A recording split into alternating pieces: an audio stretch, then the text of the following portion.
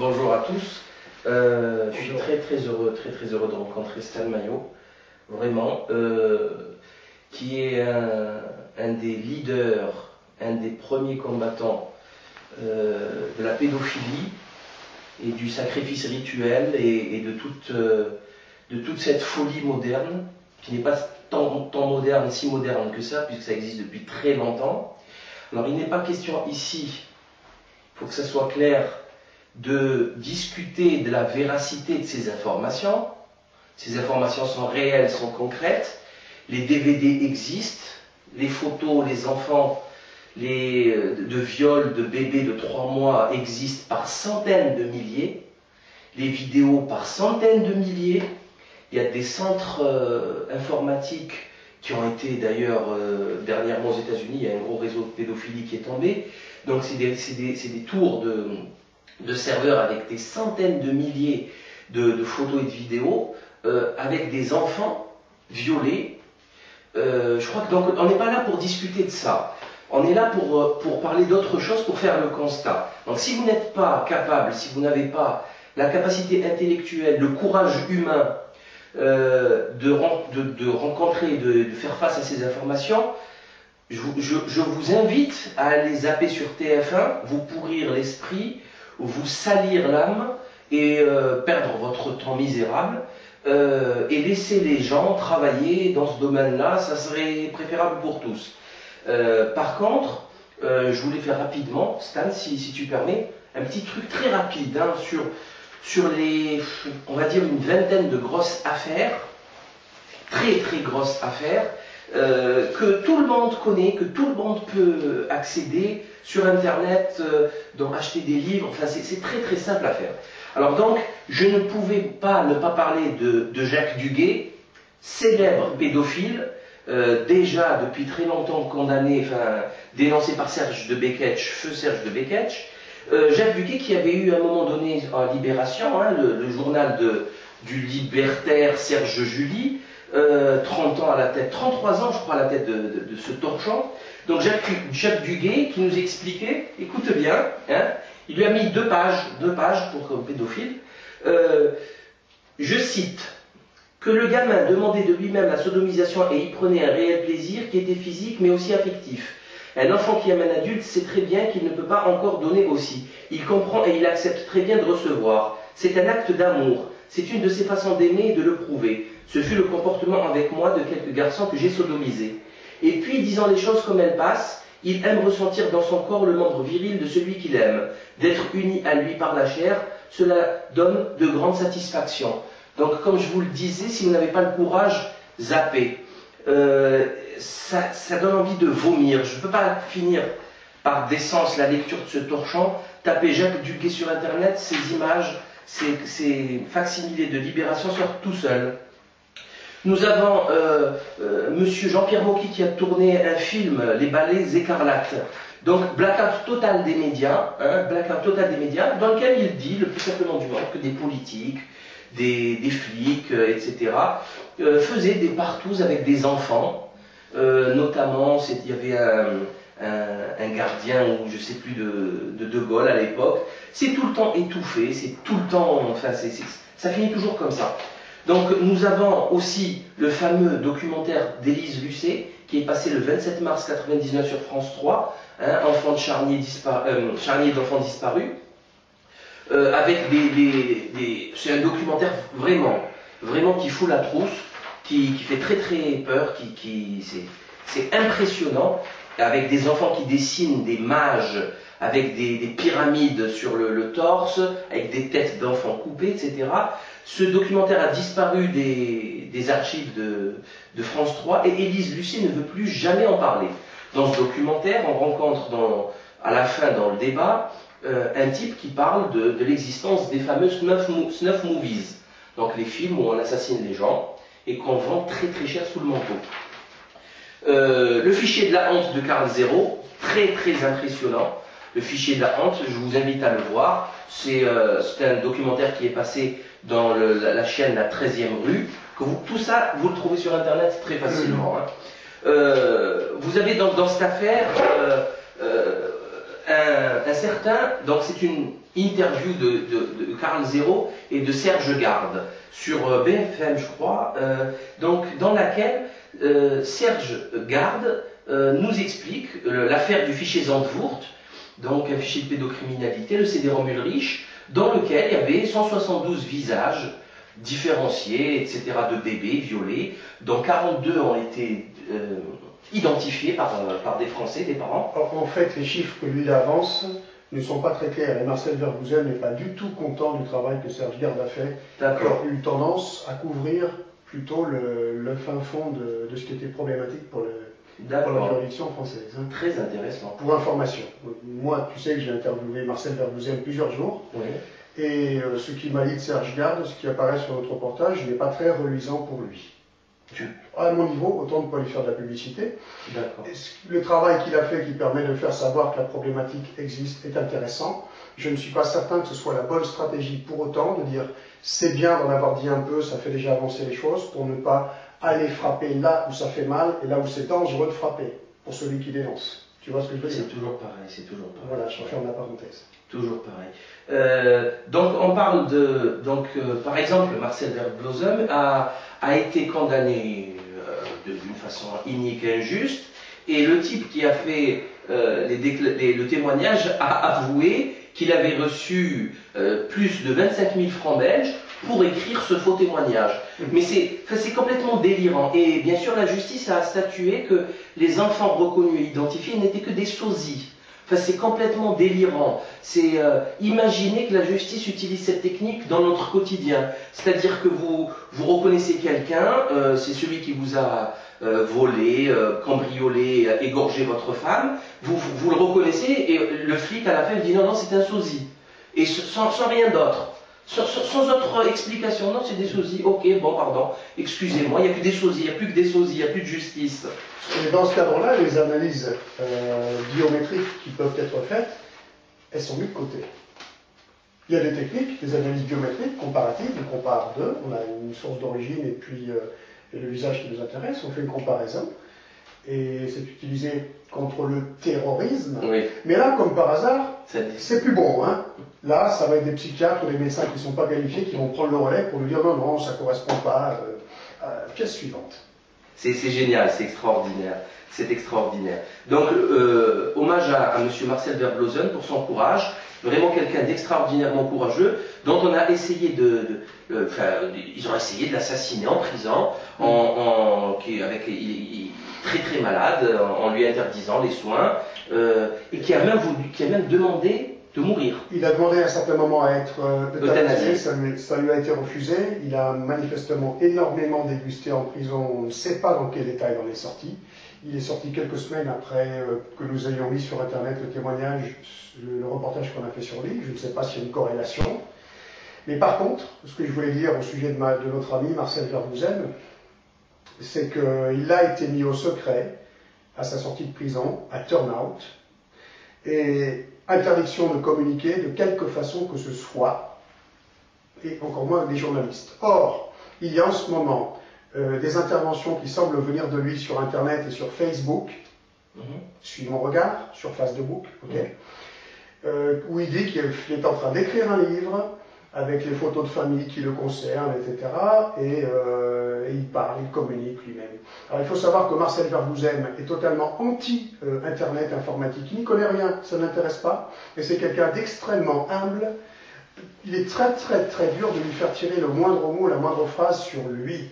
Ça n'est pas le genre de personne qui va écrire un livre en parlant de lui, en mettant ses photos de famille, c'est une manipulation. Il y aura certainement dans ce livre qui ne vient pas de lui, puisqu'il est soumis au secret et au terrorisme d'État, il y a quelques intox majeurs. Ça, c'est juste pour nous alerter. Tout à fait, tout à fait. De toute façon, on en parlera tout à l'heure sur la Libye. Les intox, je crois que c'est le fort des gouvernements actuels.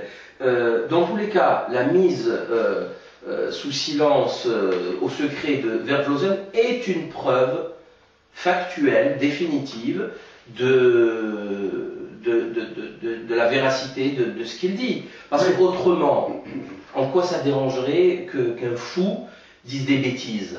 Il y en a tellement sur TF1. Et ça rime avec la couverture de tous les gouvernants des pays d'Europe concernés. C'est quand même énorme. C'est une complicité massive et énorme. Et formelle. Ah, je sais, c'est énorme. Nous avons l'affaire des enfants Roche, du juge Roche qui a été assassiné, brûlé dans des conditions extrêmement troubles. Mais en fin de compte, j'ai une règle de raisonnement et de réflexion simple. À partir du moment où c'est trouble, c'est que c'est très clair. Oui. Tu vois ce que je veux dire? Ça prouve quelque chose. Ça prouve qu'il y a quelque chose. Reste à savoir c'est quoi cette chose. Voilà, alors on ne parle pas de dysfonctionnement, qu'on ne prenne pas. C'est pas. Non, il n'y a pas de dysfonctionnement. Pourquoi il n'y a pas de dysfonctionnement? Parce que quand il s'agit de te verbaliser pour un excès de vitesse de 2 km/h, sur l'autoroute, à 4 heures du mat, il fait nuit, ils arrivent à prendre ta photo. Et ils la balancent dans un système judiciaire et répressif, policier, extrêmement... Ils sont, in fine, si tu ne veux pas payer, l'huissier va récupérer les sous de ton compte. Tu es jugé au tribunal de police. Enfin, ça marche très bien le système. Ouais. Comme tu disais tout à l'heure pour les terrorismes. Il marche super bien le système. D'ailleurs, il marche tellement bien qu'on ne peut que citer des histoires de manipulation, là aussi, des services secrets, qui ont mis des faux dossiers, par exemple le fameux manuel de terrorisme d'Al-Qaïda. Donc il suffit de mettre dans un ordinateur et après venir faire une perquisition et dire oh là là, c'est complètement délirant, enfin, ça n'a aucun sens tout ça. Donc les enfants Roche nous expliquent ce qui leur est arrivé. Je vous invite à aller voir leurs interviews, elles sont exceptionnelles. C'est l'affaire de Toulouse. Baudis, Allègre, Cellule 31, des suicides avec 2 balles dans le crâne. Ça, des suicides épouvantables de jeunes femmes ou ex-prostituées ou témoins, comme je l'ai en tête. Oui. Un couteau en travers de la gorge, une couche culotte enfoncée en travers de la gorge. Je crois qu'il y avait aussi une pendaison. Et on avait toujours les mêmes experts médecins légistes, Bras et Alengrin, si mon souvenir est toujours les mêmes experts, toujours les mêmes légistes qui concluent au suicide. Voilà. Donc ça, c'est certainement des frères, nos frères Latruelle, qui sont reliés avec des réseaux que l'on connaît et qui sont bien sûr reliés qui sont frères avec le procureur, le juge, l'expert, enfin toute une série, une fratrie dégénérée qui dans la dangerosité ne fait que se confirmer. Ce que je voulais dire, c'est que dans cette affaire de meurtre et de crime, de suicide de gendarmes avec 2 balles dans le crâne, on les rencontre très souvent dans les affaires de fric, notamment par exemple l'affaire Elf, où il y a un type qui tombe du 4e étage parce qu'il changeait ses rideaux, l'autre qui a glissé dans les escaliers qui est mort, très souvent quand il s'agit de plusieurs milliards, l'affaire des frégates, etc. Et cette affaire est extrêmement sérieuse puisqu'elle implique un certain Marc Bourraguet qui passait ses soirées avec Allègre et un certain, je ne sais plus comment il s'appelle, mais qui était un très gros poisson de la cocaïne toulousaine, et qui passaient leurs soirées ensemble. Et vous savez quelle a été la résultante de cette affaire? Il a eu une promotion, Bourraguet. Alors avant Marc Bourraguet, il faut savoir qu'il a été mis hors de cause par ses confrères, frères et confrères, simplement parce que les preuves qui étaient déposées contre lui au tribunal par le procureur Bréard via le gendarme Roussel, si ma mémoire est bonne, n'était pas recevable du fait qu'elle concernait un magistrat. Elle est bien bonne la blague. Alors cette ordure notoire de Marc Bourraguet, en ce moment, a un poste à Paris énorme. Je prends sur moi, diffamation, insulte, on peut m'en mettre quelque chose, j'aime bien ça. Et moi, ce qui m'inquiète beaucoup pour Charles Roche et sa sœur, c'est qu'on n'a plus de nouvelles du tout d'eux. Ils ont fait une petite campagne dans la précipitation pour faire retirer leur témoignage et tout le travail qu'ils avaient fait sur le sujet, pour qu'il n'y ait plus de son et d'image provenant d'eux sur l'affaire.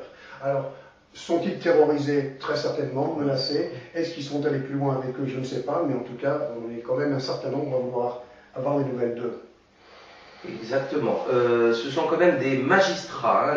Charles et Diane Roche sont des magistrats, sont des gens très instruits, des juristes, oui. Ils ont une formation poussée. Et je vous invite à aller voir les témoignages parce qu'ils sont carrés. Hein. Il n'y a absolument rien à redire, à refaire. Maintenant, je voulais, rapidement, Shérif Delay, hein, je suis debout. Donc c'est l'affaire Outreau, qui a dont on a essayé de camoufler la gravité en faisant croire que c'était un scandale judiciaire. Pas du tout. Je crois que tout le monde se rappelle de cette affaire-là. Hein, pas du tout. Oui. Qui sert d'alibi d'ailleurs à l'imposture politico-judiciaire pour dire qu'il ne faut plus écouter la parole des enfants. Exactement. Et ça a été fabriqué de toutes pièces que pour ça. Oui, absolument. Sauf que il y a eu affaire de pédophilie, de vente d'enfants par ses propres parents. C'est le cas de Shérif Delay, dont on a détruit totalement la vie, qui a fait plusieurs tentatives de suicide, qui fait vraiment beaucoup de peine, à qui on espère un rétablissement, je ne sais pas comment, vu la gravité de ces agressions sexuelles, de la violence physique, etc. Mais on le lui souhaite vraiment de tout cœur. Et cette affaire, là aussi, elle est factuelle. Il est passé dernièrement, il y a 2-3 mois, sur toutes les chaînes de plateau télé. Il a présenté son bouquin. Ouais. Son bouquin est là, dans lequel il nous explique qu'il s'est fait violer par son beau-père, par sa mère, et qu'il se faisait vendre à des étrangers. Le plus simplement du monde, vraiment d'une façon répétitive, ça a duré des années. Donc maintenant, en fin de compte, on ne vous demande pas on va pas, je le répète, on ne vous dit pas si est-ce que c'est vrai ou est-ce que c'est pas vrai. L'être humain est capable du pire et du meilleur, mais du pire. Mais nous qui sommes des êtres de raison, on se doit d'accepter ces deux facettes. On ne peut pas accepter que Bambi, l'être humain qui est le bénévole, qui va se donner pour les autres, l'altruisme, la bonté, la générosité. C'est vrai que ça existe. Hein, une mère est capable de mourir pour son enfant vive, c'est vrai que ça existe. Mais il y a aussi une autre partie de l'humanité qui délire complètement. Ça existe depuis toujours. Il y a des preuves, il y a des procès qui ont été réalisés sans aucune torture, hein, puisque certains nous disent que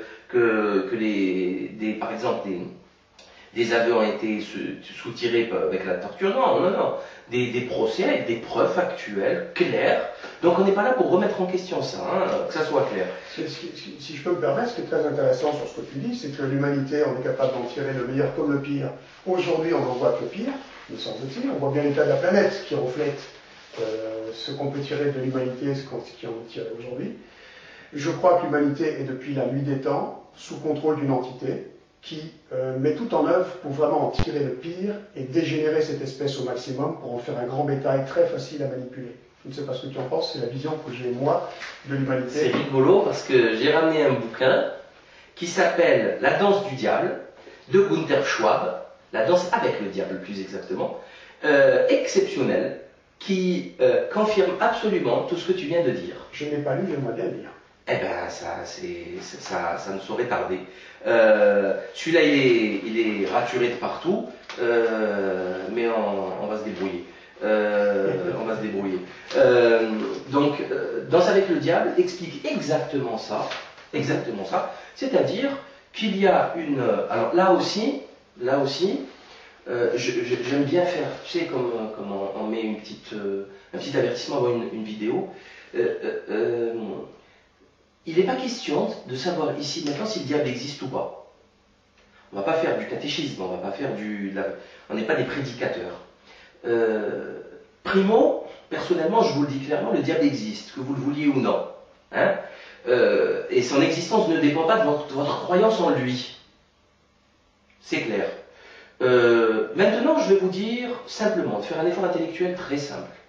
Imaginez qu'il y a des gens sur Terre, Stanley Kubrick l'a très bien expliqué dans Eyes Wide Shut, qui pratiquent des cultes sataniques et des offrandes sacrificielles au diable, aux démons. Que vous le vouliez ou non, ça existe. Là encore, ça a été prouvé. Beaucoup de jeunes écervelés, beaucoup des gens de l'élite ont été retrouvés en train de déterrer des gens dans les cimetières. Il y a un petit fou furieux qui a donné 666 coups de couteau à un prêtre à Toulon, c'était c'est des affaires de satanisme très connues en France. Enfin, tout ceci existe. Le culte du démon existe depuis toujours. Ce que fait le Bohemian Club dans la forêt de Sequoia en Californie n'est rien d'autre qu'un culte à Moloch. C'est un culte du démon. Et qu'est-ce qu'il demande, Moloch? Comme par hasard, un sacrifice d'enfant. Oui, du sang d'enfant. Moloch qu'on retrouve assez souvent en France. Je me suis demandé, tiens, s'il n'y avait pas un lien entre Moloch et la chaîne de restaurants Buffalo Grill. Pourquoi pas? Dans quel sens? Je ne sais pas, cette chaîne avait été impliquée dans des scandales. Et j'ai remarqué qu'il y avait pas mal de, c'est vrai. Et d'ailleurs, ils n'ont pas fermé. De criminels pédophiles qui mangeaient dans cette chaîne. Et tu sais qu'il y a une stratégie générale qu'on est en train de découvrir en ce moment, qui consiste à nous faire manger de la viande et du sang humain. Manger de la viande humaine, de la chair humaine et du sang humain. Et il peut y avoir une corrélation. Le meilleur moyen de nous faire manger de la viande humaine, c'est encore dans des restaurants qui servent de la viande, soi-disant de bœuf, par exemple. Mais ça va beaucoup plus loin, ça je l'ai découvert dans mes travaux. Je signale que là encore, vous, pour ceux qui voient cette vidéo pour la première fois, qui ne nous connaissent pas, que l'on travaille, moi personnellement je travaille sur ces sujets depuis plus de 5 ans, il y a tout un travail extraordinairement important, poussé et éreintant avant d'arriver à ces conclusions. Oui. Ne croyez pas que ça tombe du ciel, c'est des centaines et des centaines d'heures de lecture, de visualisation, de fréquentation, d'observation. J'ai vu des enfants de pédophiles, j'ai vu, il y a tout un travail, ça tombe vraiment pas du ciel, vous ne pouvez pas comprendre ça d'un coup, c'est pas possible. Il faut faire un effort intellectuel, il faut faire les lectures, etc. Il faut surtout accepter de remettre en question ces préjugés, ces idées reçues qui viennent du formatage de la culture sociétale. Exactement. Et pour revenir au cannibalisme qui est un acte extrêmement grave, c'est un blasphème, puisque le corps de l'homme est sacré, on n'est pas du bétail, c'est très simple. Le monde en parlait déjà, puisqu'on donnait à bouffer au bétail, en Suisse, des placentas humains. Ils lyophilisaient tout ça, ils récupéraient des placentas humains. Donc le chocolat suisse contient de la protéine humaine. C'est quand même très inquiétant. Oui. En Chine actuellement, ils ont créé des pilules miracles avec des fœtus. On parle aujourd'hui, c'est vendu très cher, de crème de beauté avec des cellules de fétales. Humain, précisons-le toujours. Humaine, bien sûr, c'est pas du poulet. C'est l'horreur absolue. L'horreur absolue totale. C'est délirant. On est en train de se servir du corps humain comme... Alors on a commencé psychologiquement à attaquer l'être humain avec le terme ressources humaines, DRH, direction des ressources humaines. On est devenu une matière naturelle. Et maintenant, on va la consommer carrément. Tu sais que ça me fait penser, je ne suis pas tellement cinéphile et je me méfie énormément parce qu'on sait que toutes les industries cinématographiques appartiennent aux banquiers privés. Mais au premier volet du film Matrix, où on voit le personnage principal dans une bulle, avec des tuyaux partout, qui est alimenté par la purée de cadavres recyclés. On n'est pas loin parce qu'on est effectivement dans une matrice qui nous abrutit totalement entre virtuel et réalité. Et petit à petit, on est amené à consommer de l'humain. Exactement. Et vous allez voir, il y en aura de plus en plus. Alors maintenant, on nous dit, oui, mais qu'est-ce que ces deux fous? Qu'est-ce qu'ils délirent? Mais qu'est-ce que c'est que ces conneries? Non, mais surtout, en plus, on vit dans une société démocratique qui permet à tout un chacun de donner son avis, même s'il est complètement ignorant de tout. C'est-à-dire, c'est comme ça, il a le droit. C'est-à-dire que la société démocratique donne le droit de vote aux plus stupides d'entre nous comme aux plus intelligents, et ils ont la même parole, ce qui est quand même quelque chose qui me dérange profondément. La démocratie est l'arme absolue de l'imposture politique et de l'imposture générale, puisque les banquiers privés ont tout fait, comme je disais tout à l'heure, pour faire de nous un grand bétail totalement ignorant de tout, stupide, dégénéré, etc. De quelle démocratie parlons-nous?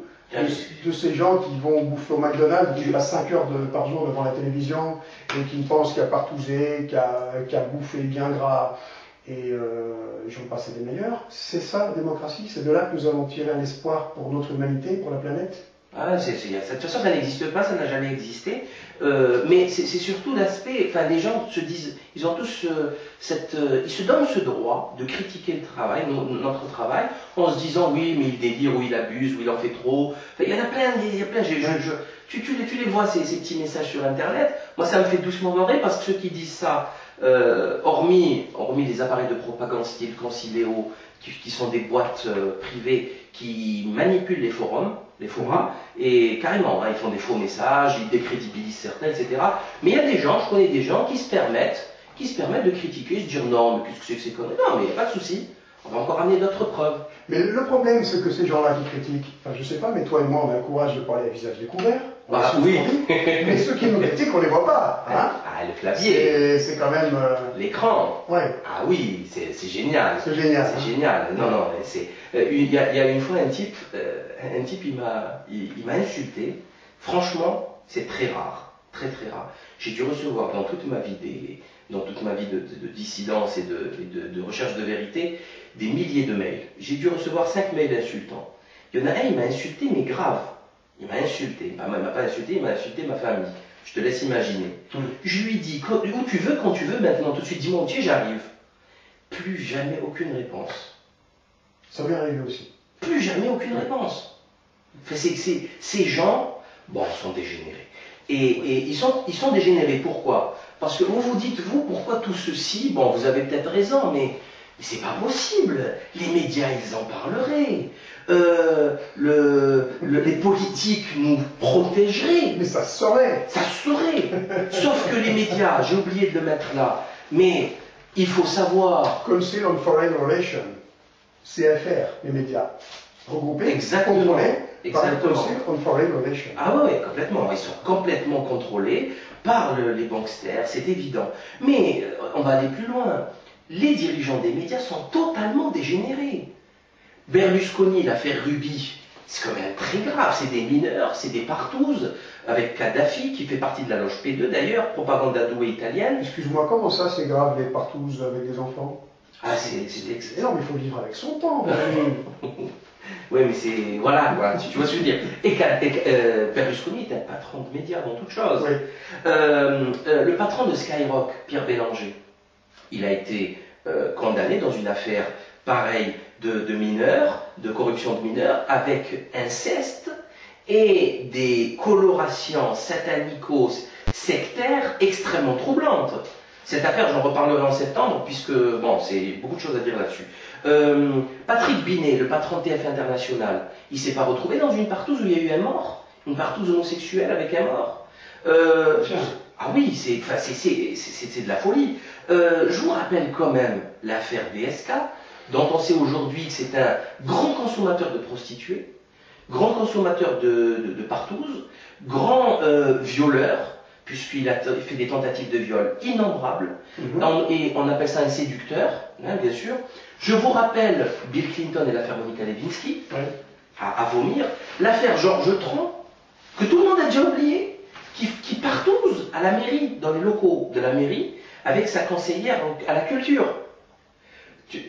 Toi au travail, on va parler de législation du travail.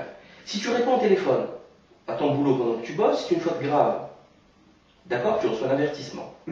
Au bout du 3e avertissement, tu peux dégager. Il te vire. Lui, il partouze à la mairie. Et il est toujours maire de Draveil. Bon, c'est très logique tout ça.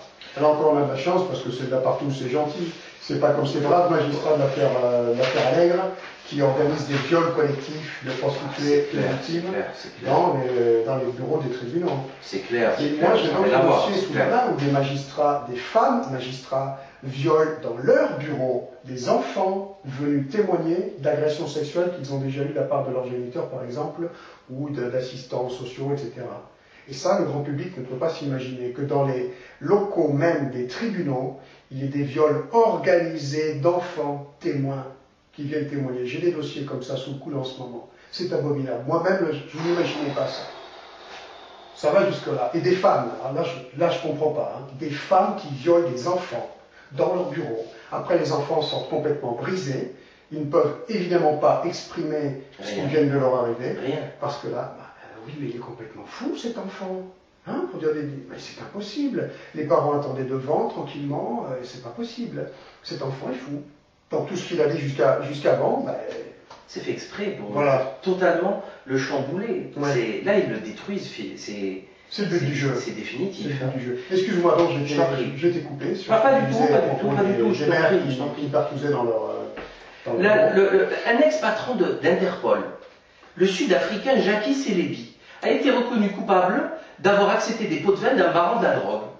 Alors Interpol, il faut le savoir quand même, qui avait été créé par l'élite de Rockefeller et qui était très largement impliqué pendant la Deuxième Guerre mondiale contre les Juifs, bien sûr, et jusqu'à la fin des années 70, on avait des cadres d'Interpol, des dirigeants qui étaient nazis, qui étaient ex-nazis. Ça, très peu de monde le sait. Et moi, je connais très bien Interpol, parce qu'Interpol est en fin de compte mis en action aujourd'hui, non pas pour rechercher des criminels internationaux, mais pour rechercher des mamans qui s'enfuient à l'étranger avec leurs enfants, qui quittent la France, ce qui m'occupe moi en ce moment, pour échapper au terrorisme d'État. Voilà ce qu'est Interpol en réalité. Merci d'en avoir parlé, ça me permet de... Ah mais moi j'étais impressionné par cette information, c'est-à-dire le patron de la police des polices européennes, qui est censé nous défendre, se faisait payer la soirée qu'il organisait pour sa promotion par ce voyou. Ouais. Il faisait payer les études de ses enfants par ce voyou de baron de la drogue, patron d'Interpol. Et dans cette affaire, il a été relâché avec une caution de 500 €. Enfin, c'est... Ils ont le sens de l'humour. Ah ouais, mais c'est délirant, c'est délirant. Ça aussi, vous pouvez le vérifier, c'est sorti un peu partout. Dernièrement, on a eu un petit témoignage extrêmement grave de Corey Feldman, sur ABC Nightline. Le problème c'est un petit jeune qui a tourné dans le film Les Goonies, les Gremlins, des trucs comme ça, qui est très connu, c'est lui. Le problème numéro 1 selon lui, je cite, à Hollywood, a été et sera toujours la pédophilie. Personne ne parle de la pédophilie, dit-il, c'est le grand secret. Et il a un pote à lui qui a tourné avec lui des films, qui s'est suicidé et qui a dit, il a dit clairement que c'est à cause des viols qu'il a subis qu'il s'est suicidé. Et il y a de très grandes pentes, dont il ne peut pas citer les noms puisque c'était dangereux pour lui, qui participent. Donc je vous laisse imaginer les grands réalisateurs qui ont un pouvoir phénoménal et qui violent des enfants. On connaît Polanski, par exemple, Woody Allen, Walt Disney, qui est un film de temps de dessin animé avec des messages subliminaux de pornographie. Tout à fait.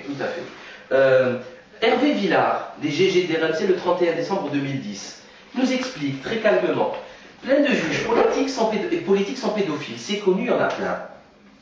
Ça a choqué tout le monde, ça a plombé l'ambiance, grave. Il explique qu'il s'est fait lui-même tripatouiller quand il était enfant, et que c'était le grand secret, etc. C'est un homosexuel, Hervé Villard, déclaré, il le dit. Et voilà ces déclarations très courageuses, vraiment impressionnantes, et très récentes, ça a 8 mois. Ok. Donc Hervé Villard, donc c'est pas moi Hervé Villard, c'est pas Stan, c'est Hervé Villard. Allez le regarder, allez le voir. Fontéval, vous avez vu Val le gauchiste qui est passé au néoconservatisme en 10 secondes de retournement de veste, comme dirait Jacques Dutronc. Et bien, Val, le grand penseur, le grand intellectuel, n'est qu'un chansonnier en fait. Et il a passé une carrière, je crois, de 20-30 ans avec Patrick Fonte, qui lui a été condamné pour pédophilie. Et il y a une très grosse affaire, pas au Canard, à Charlie Hebdo, où le Fred Touron, le caricaturiste, le dessinateur, avait fait un petit dessin pour taper sur Fonte, et sur Patrick Fonte. Et Val, ça lui a pas plu. Il l'a censuré. Du coup, le Fred Touran a quitté Charlie Hebdo pour aller au Canard enchaîné, qui d'ailleurs depuis des années qu'il est au Canard, et qui d'ailleurs je préfère les caricatures à tous les participants, bref, du Canard. Tout ça pour dire que Val, le grand gauchiste humaniste, qui du jour au lendemain est passé à l'extrême droite, bon c'est pas grave, qui nous parle de liberté d'expression concernant les caricatures du prophète Mohammed, etc. Et ben, quand il s'agit de taper sur son copain de chansonnette dégénéré, alors qu'il a été condamné à la pédophilie, et ben là, Il n'y a plus de liberté d'expression, de liberté de parole. C'est à mourir de rire. C'est à mourir de rire. C'est à mourir de rire. À quand la guillotine? À quand? Pour continuer, vous avez vu peut-être MTV, les MTV Awards, il y avait les Red Hot Chili Peppers qui ont gagné un award. Qu'est-ce que c'est que ce truc? C'est un groupe très connu de débiles mentaux. D'accord. Je t'invite à voir cette vidéo, tu verras qu'ils miment sur place devant tout le monde une fellation, etc. Enfin, c'est vraiment des dégénérés de la pire espèce. Premier remerciement qu'il fait, thank you Satan. Merci Satan. Premier remerciement devant tout le monde. Je vous invite à le vérifier, cette vidéo elle est sur internet. I'd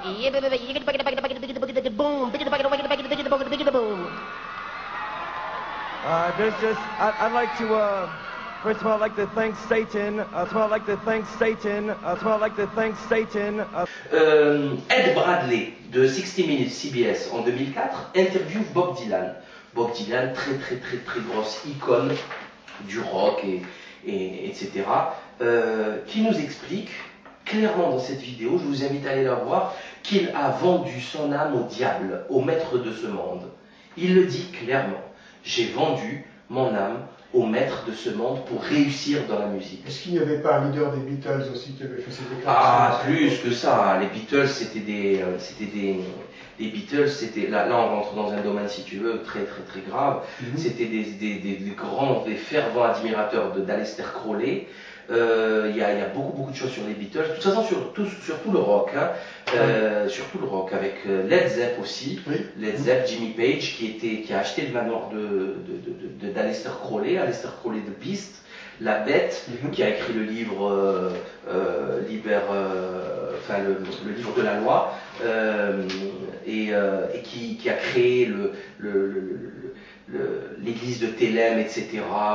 Fais ce qu'il te plaît. C'est lui qui a pratiquement, c'est un grand démon, c'est lui qui a pratiquement initié tout Churchill, toute la clique anglaise. Il a même rencontré Hitler, enfin c'est la Golden Dawn, ça part dans tous les sens. Là, il faut vraiment s'intéresser à cette affaire, elle est très préoccupante. Et elle explique beaucoup de choses sur la manipulation de la Deuxième Guerre mondiale. Parce que tu parlais de Churchill, ça va étonner beaucoup de gens, mais Churchill était totalement complice de ce qui se passait à cette époque. Bien sûr, mais complètement.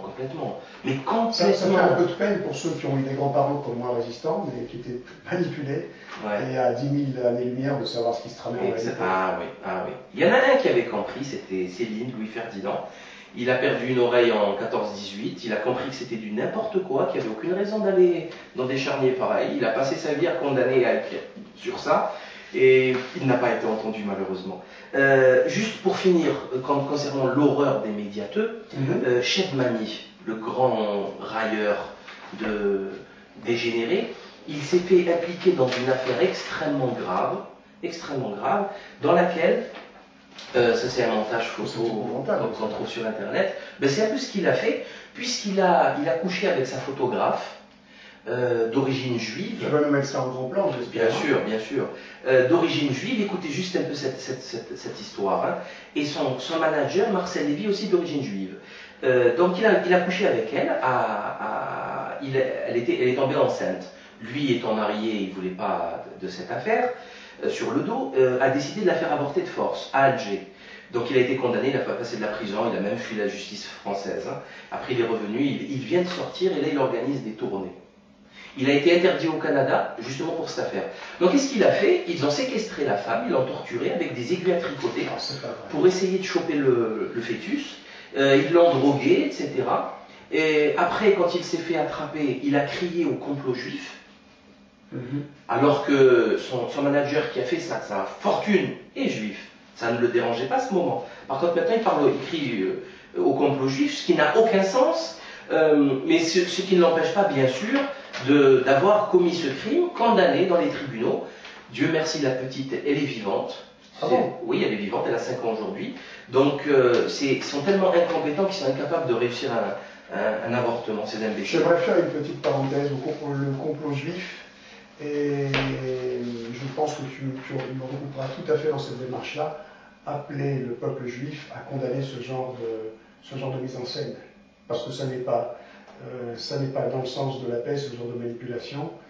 Et c'est la technique des banquiers privés Rothschild à l'origine, et les sages de Sion, pour remonter un peu plus en arrière, de se prétendre juifs. Encore, il y a toute une grosse stratégie. Et les malheureux qui sont manipulés, qui font réellement partie du peuple juif, eux, sont amalgamés à ce genre de manipulation et devraient être les premiers à s'insurger. Et à ne pas être pris en amalgame avec...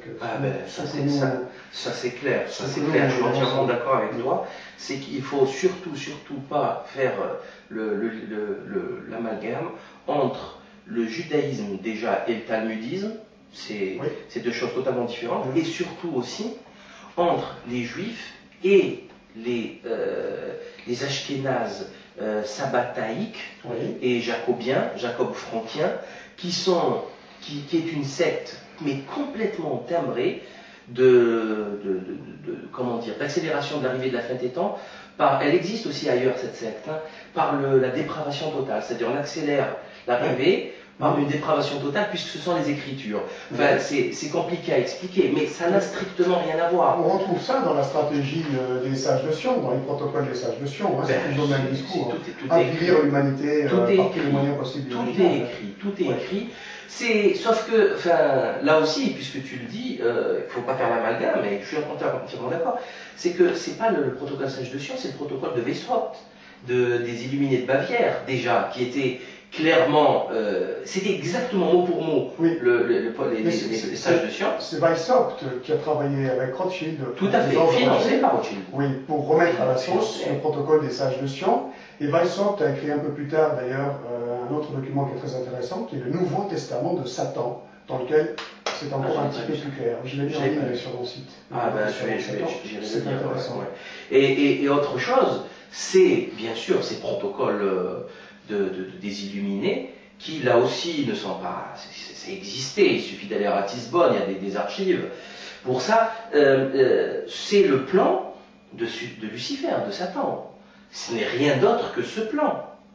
C'est-à-dire que ce plan existe depuis Adam et Ève, pour ceux qui savent comprendre et qui savent lire. Maintenant, je voudrais finir. Ah non, avant-dernière chose. La vilaine Lulu d'Yves Saint-Laurent. C'est un dessin d'Yves Saint-Laurent, une bande dessinée d'Yves Saint-Laurent, dans laquelle on va rencontrer le meurtre rituel, la sorcellerie, la pédophilie, le viol d'enfants, la traite des blanches, absolument tout, l'alcoolisme chez les enfants, la drogue, absolument tout, la pédophilie, mais d'abord il est très laid, les dessins sont excessivement laids, et clairement, ça a été fabriqué par un dégénéré. Et quand on connaît la vie d'Yves Saint-Laurent, on sait qu'il a passé 3/4 de sa vie dans des asiles psychiatriques sous de fortes doses de tranquillisants, qu'il en est mort ainsi d'ailleurs. C'était un grand détraqué qui me fait beaucoup de peine, parce que c'est quelqu'un qui, effectivement, on voit qu'il a souffert de choses graves, parce qu'in fine, ces violeurs d'enfants étaient abusés eux-mêmes, et quelque part, c'est avant tout des victimes. Franchement, c'est des victimes. On va revenir dessus, c'est fondamental. Vas-y. Revenir, je t'en prie, finis. Ça y est, j'ai fini. C'est une pourriture, ce truc, c'est une poubelle. C'est à peine croyable, franchement, c'est à peine croyable. Ça, c'est destiné aux enfants. Bien sûr, c'est destiné aux enfants. C'est vendu à la Fnac, ça coûte pas très cher. C'est vendu à la Fnac, et voilà, c'est le meurtre de masse.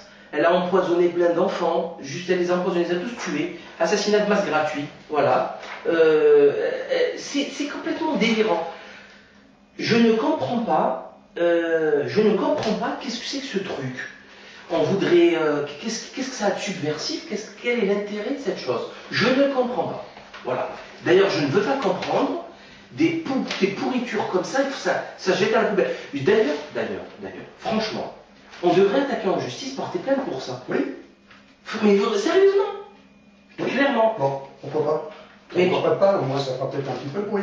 Et je vous garantis que vous attaquez ça en justice, Yves Saint-Laurent, pas Yves Saint-Laurent, c'est retiré, C'est retiré, parce que c'est quand même choquant ce que c'est. Ça fera peut-être un peu scandale, Même avec l'imposture judiciaire, on peut peut-être quand même faire un petit peu d'animation et mettre le projecteur sur ce genre de... Exactement. Vas-y, je t'en prie, qu'est-ce que tu as... Oui, tu as relevé quelque chose qui est très très intéressant en parlant des victimes, des bourreaux qui étaient victimes avant. Effectivement, ça fait quelques années que moi aussi je travaille sur la pédocriminalité, j'essaye d'aider des mamans, je vois beaucoup de dossiers. Il y a, outre les procédures systémiques de terrorisme d'État qui sont mises en œuvre contre les mamans, parfois c'est contre un père qui essaie de protéger son enfant, qui fait des déclarations, mais majoritairement des mamans, eh bien on retrouve un taré, un géniteur, qui, si on fait une petite enquête sur lui, a une emprise totale de ses propres parents et a eu un vécu, une enfance très particulière. Donc moi j'ai quelques cas très intéressants en ce moment sous le coude encore, où il apparaît très clairement, à peu près comme dans l'affaire Vincent, je pense que le fameux Tanière était un enfant violé avant de violer lui-même son propre enfant. C'est mon intime conviction. Et ça nous fait penser à quelque chose que tu dois certainement très bien connaître, parce que j'ai vu la dernière fiche que tu as sortie. Voilà. C'est le projet LK Ultra Mind Control. LK Mind Control. Moi, ce que j'en sais, tu peux contrôle des esprits. Voilà. Non, moi sincèrement, pour moi, c'est l'œil du cyclone là. On tape, là, on met le boss là sur le mécanisme, sur le système, comment il fonctionne. Là encore une fois, je rappelle qu'il n'est pas question de savoir si c'est vrai ou pas.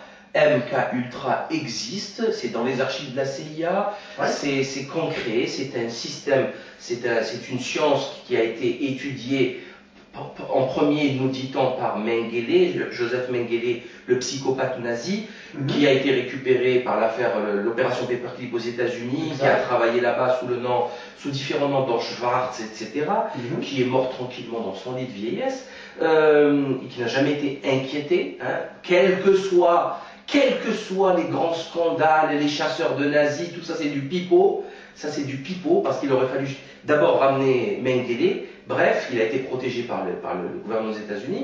Donc, mais en fait, c'est pas Mengele qui a commencé ça. Il a perfectionné un petit peu, il a modernisé ça, mais ça existe depuis des millénaires. Et j'ai étudié MK Ultra, beaucoup étudié MK Ultra. Moi, mon résumé, c'est très simple. C'est contrôle de l'esprit total. Oui. Par la création de chocs extrêmement violents qui fabriquent des murs amnésiques, qui font des dichotomies de personnalité, des multiples personnalités. Ce travail est aidé avec des grosses quantités de drogue, de l'hypnose suggestion et de la sorcellerie par des possessions démoniaques. Oui. Donc là, encore une fois, vous y croyez pas, là je vous explique ce qui se passe. Là, on discute, ça mange pas de pain. Donc, et qu'est-ce qu'on fait? Ça existe aussi, on connaît ça dans l'industrie hollywoodienne. C'est le Manchurian Candidate, un film que vous devriez voir. C'est la fabrication ainsi du meurtrier, du soldat parfait, qui n'a absolument aucune limite et qui obéit aux ordres, quels qu'ils soient. Ça, c'est vraiment le soldat. Ce qui est un peu plus embêtant, c'est que tu parles du soldat parfait, mais il semblerait que ce soit le procédé surtout qui fabrique l'élite de demain, au fur et à mesure. Complètement. C'est-à-dire que très probablement tous les dirigeants que nous voyons très propres sur eux, encravatés sur les plateaux de télé ou dans la manifestation, sont des Dr Jekyll et Mr Hyde, qui, à certains moments des mots-clés ou des situations clés, laissent le costard-cravate au vestiaire et endossent la toge d'hommage de leur rituel de détraqués mentaux pour faire toutes les abominations dont nous parlons et qui seraient des légendes urbaines encore pour certaines personnes. De toute façon, moi j'ai lu beaucoup de témoignages, j'ai vu beaucoup de vidéos. C'est des gens qui ont fait des livres, qui ont créé des bouquins, qui ont fait des conférences sur tout le territoire américain. C'est fou ce que je raconte, hein. Notamment des livres de Fritz Springmeier, les vidéos interviews de Cisco Wheeler, de comment elle s'appelle l'autre, la prostituée présidentielle de Reagan, Brice Taylor, je crois, qui nous explique beaucoup de choses. Donc, et c'est à ce moment-là que j'ai compris que ce système-là, je vais te donner une réflexion que j'ai eue. Je me suis dit, la première réflexion que j'ai eue quand j'ai commencé à comprendre ça, c'est les films pornographiques. Je me suis toujours dit que comment peuvent-ils tourner, comment n'importe qui, hein, un garçon, une fille, peut tourner un film pornographique sachant que ses parents vont voir, ses frères et sœurs, ses amis, ses oncles, ses tantes. C'est impossible. C'est impossible, puisque vous verrez n'importe quel, même un chat est pudique. Un enfant est pudique. Oui. Un enfant, à partir de quelques années, il va se cacher le truc. Il va se cacher pour s'habiller, etc., parce qu'il est pudique. Donc, de par sa nature, l'ordre des choses, l'ordre cosmique divin, il est pudique. Donc, s'il devient impudique, c'est qu'on l'a formé à le devenir. Absolument. Autrement, c'est pas possible. Oui. C'est impossible, même avec une banalisation de la pornographie. Oui. Même avec la banalisation d'aujourd'hui, il y en a qui veulent être stars de pornographie sans pour autant avoir subi le mind control. Ouais. Mais là, c'est autre chose, c'est la dégénérescence. Mais même avec cette banalisation, 99% des filles ou des garçons n'iront jamais tourner. C'est inconcevable. Ça augmente peut-être un petit peu quand même, mais il faut revenir sur le mind control parce que maintenant il y a la banalisation à outrance. Tout à fait. Il y a la rupture avec le noyau familial. Le lien familial. Et puis, surtout, il n'y a pas du fric, il n'y a pas du gain. Oui. Aujourd'hui, n'importe qui fait n'importe quoi pour avoir beaucoup d'argent. Ce sont toujours des montagnes d'argent qui sont en jeu. Tout à fait. Donc moi, je suis arrivé donc, sur ce projet MK Ultra, et là j'ai compris que ce monde était fou. Tu vois, ce monde était fou, que très peu de gens pouvaient croire à tout ça, qu'ils sont très bien installés dans leur certitude crasse. D'ailleurs, c'est rigolo, plus ils sont ignorants, plus ils gueulent. T'as remarqué ça? Oui. Plus ils savent rien. Non, mais qu'est-ce que tu racontes? Ils gueulent, ça fait du scandale. Mais ils n'ont rien vu, rien lu, rien entendu. Hein. Rien, absolument rien. L'ignorance la plus totale. Surtout rien lu. Là, déjà, je vous conseille, il ne faut pas parler avec ces gens-là. Il faut les laisser crever dans leur solitude, dans leur bêtise. Ça n'a aucun intérêt. On ne peut pas parler de solitude, ceux qui ont la majorité. Oui, c'est vrai. Ouais. Ils sont majoritaires dans leur solitude. C'est nous qui sommes les solitaires. Ouais, exactement, c'est vrai, tout à fait. Donc voilà, donc je voulais moi avoir tes explications, ton expérience sur MK Ultra. Je n'ai pas d'expérience à proprement parler. Moi, j'ai étudié des dossiers de viol d'enfants et plus récemment des témoignages d'enfants. Alors, accroche-toi. Les témoignages sur lesquels je travaille à l'heure actuelle concernent des enfants très jeunes. Ça va de 4-5 ans jusqu'à, on va dire, une dizaine d'années, voire une douzaine d'années. Mais ça commence à 4-5 ans. D'enfants qui racontent comment, non seulement, bien sûr, ils ont été amenés par leurs géniteurs à des soirées sataniques et rituelles où ils sont violés collectivement, mais qui sont amenés, eux, à prendre un couteau et à égorger ou ouvrir le ventre d'un autre enfant pour ne pas, eux, subir ce sort-là. Et ces témoignages, un enfant ne peut pas inventer des choses pareilles. C'est impossible. Et d'ailleurs, sur les témoignages que j'ai, les vidéos que j'ai, on voit, je parle pour les vidéos françaises, parce que j'en ai dans d'autres pays aussi, on ressent un malaise avec un enfant qui témoigne déjà d'un dédoublement de la personnalité, qui est la finalité de ce projet MK Ultra Control, c'est-à-dire le dédoublement de personnalité. Il a déjà une distance, une froideur quand il parle de ça, et c'est absolument affolant. Ils sont amenés, on parlait tout à l'heure de cannibalisme, ensuite, à l'occasion d'un grand barbecue fait après le dépeçage de l'enfant qui a été égorgé, ils sont invités, eux, à manger la cervelle, à manger des abats, c'est-à-dire foie, cœur, poumon, les yeux aussi, des enfants qu'ils ont battus, qu'ils ont tués. Ça, c'est l'horreur totale, c'est l'horreur absolue. J'ai recoupé ces témoignages avec des documents intéressants que j'avais pu récupérer lors de les enquêtes aussi, sur une affaire qui a été étouffée comme toutes les grandes affaires, comme l'affaire Allègre, comme l'affaire des disparus de Lyon, etc., où il y a toujours du réseau derrière et un bouc émissaire mis pour faire croire qu'il y a juste un prédateur isolé. Bref, il y a donc du fournisseur de chair fraîche et du réseau après qui consomme de la chair fraîche. J'espère que vous me suivez. Eh bien, dans ces affaires-là,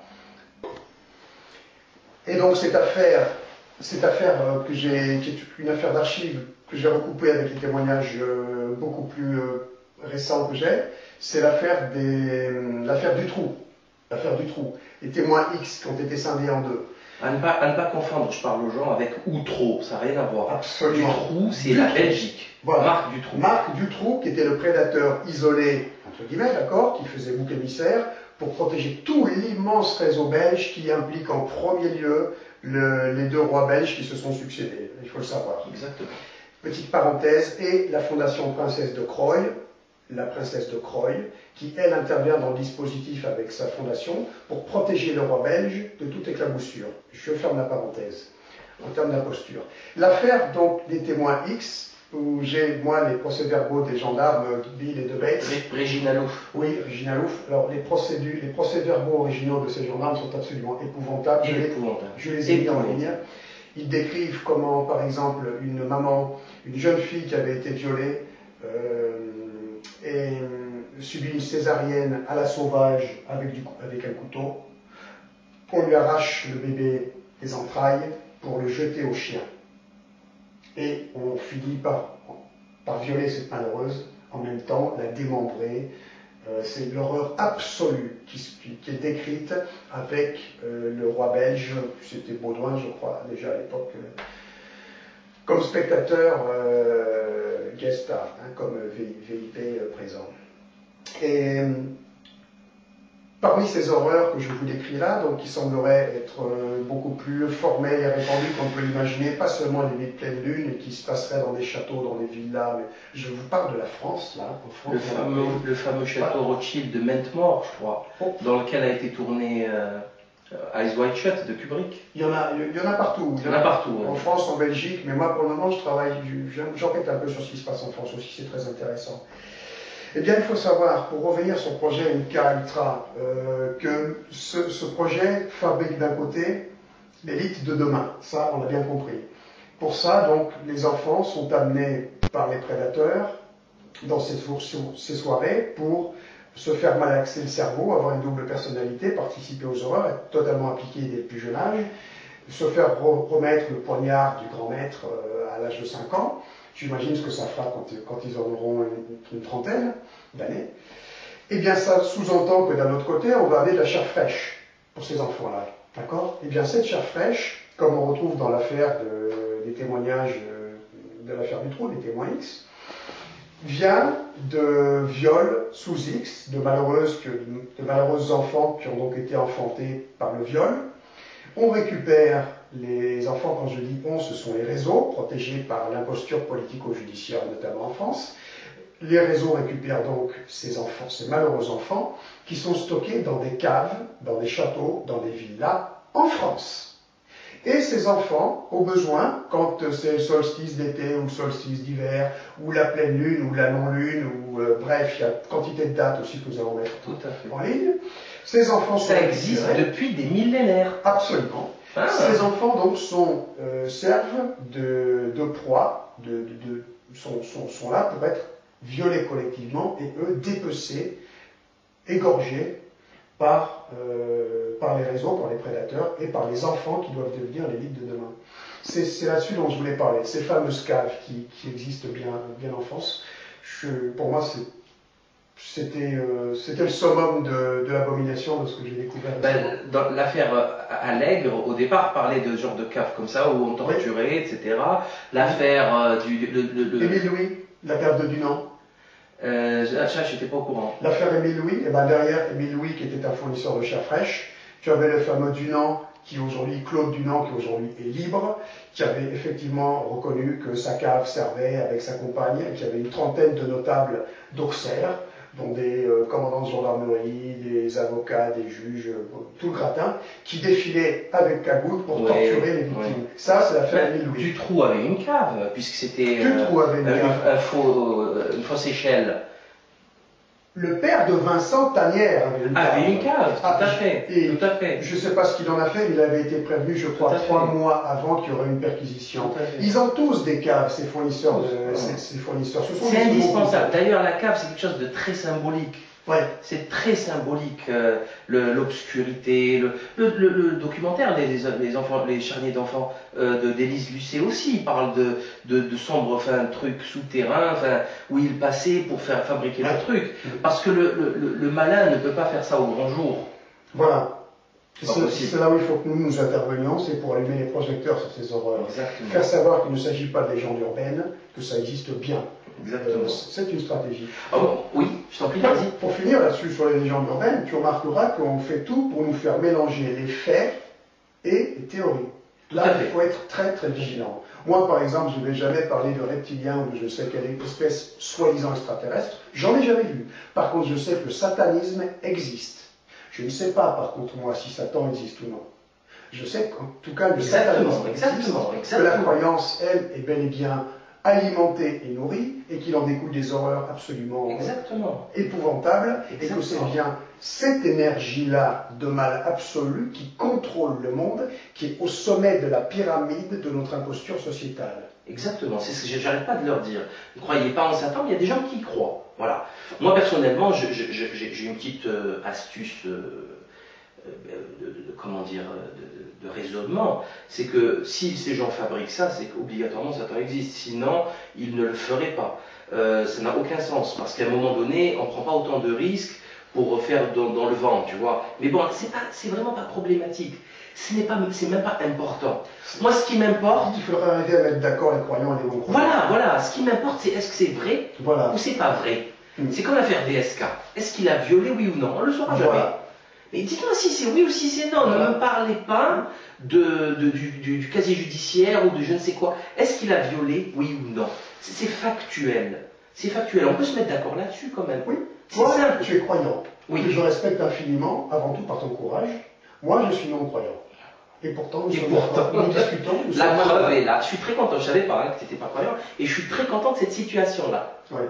Je suis très content de cette situation-là parce que elle prouve que ça n'a rien à voir avec une quelconque spiritualité. Ce sont des faits vérifiables, reproductibles malheureusement, reproduits malheureusement et reproductibles dans le futur. Ben, et on a des cas en quantité. Et ben, c'est ça il faut parler de ça. Et après, c'est toujours la même chose. Tu sais, j'ai toujours eu ce problème depuis 5 ans. Je parle de trucs. On dit ouais, tu abuses, tu es parano, tu es pénible, tu te prends trop la tête. 6 mois après, les médias en parlent. Ah ben, t'avais raison. Non, tu ne me crois pas, moi, ton pote, ton frère, qui te veut du bien, tu ne me crois pas. Et quand tocard de TF1 te le dit, tu le crois. Mais t'es con, quoi. C'est débile. Quand Thierry Messon nous explique qu'il y a eu des faux montages grossiers de la place verte en Libye, pour faire croire qu'une psyop gigantesque, une opération psychologique gigantesque, tout le monde le prend pour un fou. Et après, il y a le patron du CNT, réfugié au Qatar, Moustapha Abdel-Jalil, qui le dit. Qui dit que c'est une fausse place verte, studio, hollywoodien. C'est comme les films des cow-boys avec les façades, tu sais. C'est génial. Il a reconnu clairement. Il a dit que c'est une affaire, c'est une très belle affaire. Ah, c'est génial, c'est génial. C'est mondial, c'est un bon décès, c'est historique, c'est extraordinaire. Donc, est-ce qu'il faut attendre? Voilà, je pose la question aux gens. On va se poser une question. On oublie tout ce qu'on a dit. On va revenir à zéro. Est-ce qu'il faut attendre que ces criminels avouent pour les croire? Je crois qu'il sera trop tard. Hein. C'est débile. C'est complètement débile. Si vous attrapez demain le type qui a assassiné votre enfant avec son sang, le couteau, l'arme du crime, le corps dans son jardin, etc. Le type, il n'avoue pas. Il ne veut pas avouer. On s'en fout. Mais il est coupable, il faut qu'il aille en prison, il faut qu'il soit condamné. C'est ça qui compte. C'est d'arrêter ce massacre. On s'en fout qu'il avoue. Du coup, là, on est entouré de gens bizarres qui attendent que la chose soit... qu'on en parle à TF1. Mais TF1, ils s'en foutent de vous. TF1, c'est les premiers dégénérés. Ce qui fait fonctionner l'industrie, cinéma, médias, c'est la cocaïne et la prostitution. Et la partouze généralisée. C'est pas eux qui vont condamner ça, ça leur plaît. Oui. Ça n'a aucun sens. Et après, comme je te disais tout à l'heure, avant, j'ai remarqué un truc, c'est que les gens, ils laissent faire, ils s'en foutent. Individualisme primaire, abject. Et quand ça leur arrive, parce qu'il y a quand même 1000 enfants qui disparaissent par an en France, 3 par jour.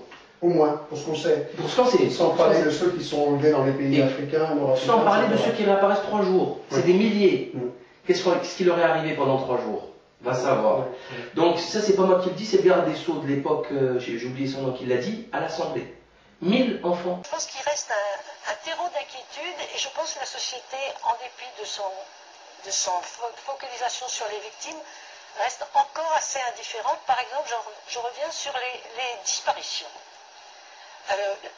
Vous savez que depuis très longtemps, il y avait quand même des gens qui disaient les disparitions, il faut prendre ça au sérieux et qu'il a fallu attendre assez longtemps pour que la création d'un office qui s'appelle l'Office central d'information sur les disparitions permette d'avoir des chiffres un peu plus crédibles. Moi j'ai regardé pour mon livre les chiffres pour 2005 et 2006 et on a quand même je ne parle que des mineurs, hein, ce qui est considéré comme fugue et ce qui est considéré comme disparition inquiétante.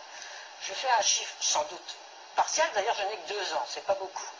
2005-2006, les gens qui ont disparu, classés disparition inquiétante non retrouvés, les classés fugues non retrouvés.